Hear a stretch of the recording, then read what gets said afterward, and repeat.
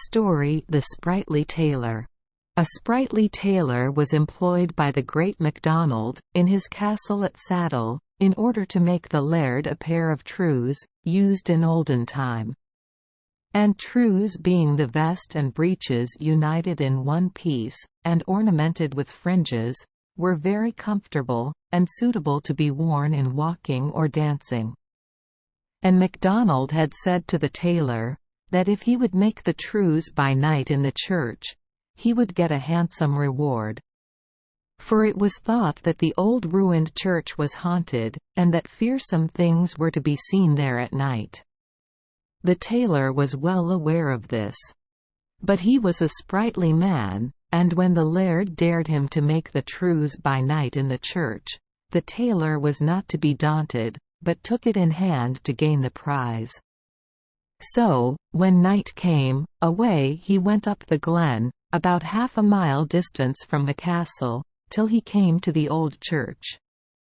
Then he chose him a nice gravestone for a seat, and he lighted his candle, and put on his thimble, and set to work at the trews.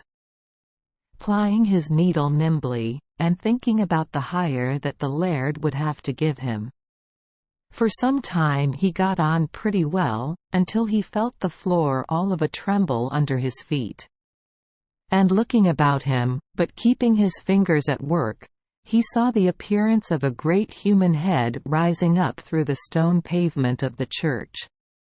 And when the head had risen above the surface, there came from it a great, great voice. And the voice said, "Do you see this great head of mine?" "I see that, but also this," replied the sprightly tailor. And he stitched away at the trews. Then the head rose higher up through the pavement, until its neck appeared. And when its neck was shown, the thundering voice came again and said, "Do you see this great neck of mine?"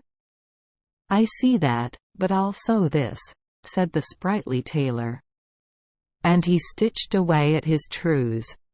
Then the head and neck rose higher still, until the great shoulders and chest were shown above the ground. And again the mighty voice thundered, "Do you see this great chest of mine?" And again the sprightly tailor replied, "I see that, but also this," and stitched away at his trews. And still it kept rising through the pavement, until it shook a great pair of arms in the tailor's face, and said, "Do you see these great arms of mine?"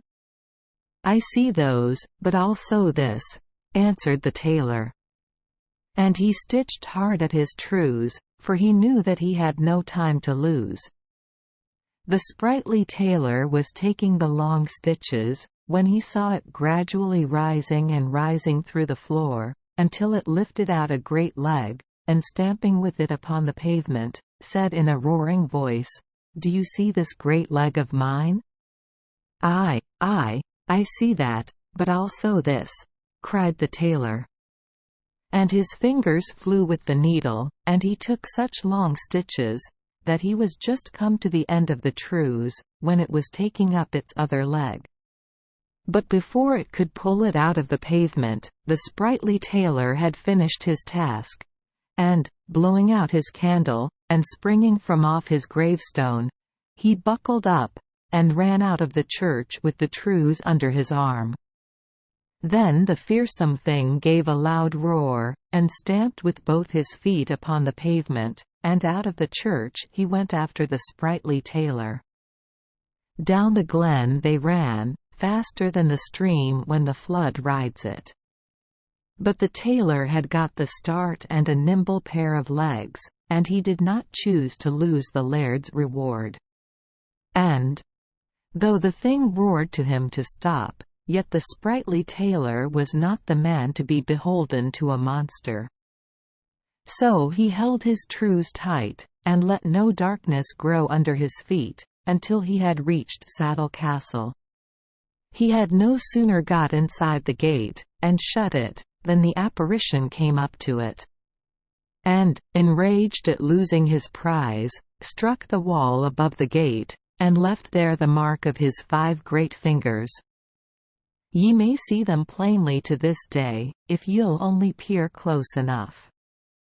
But the sprightly tailor gained his reward, for MacDonald paid him handsomely for the trews, and never discovered that a few of the stitches were somewhat long. Thank you for joining us for today's fairy tale. We hope these stories bring joy and meaning to your day. If you love our channel, please hit the subscribe button so you won't miss any exciting tales. Wishing you a good night and sweet dreams. See you in the next story.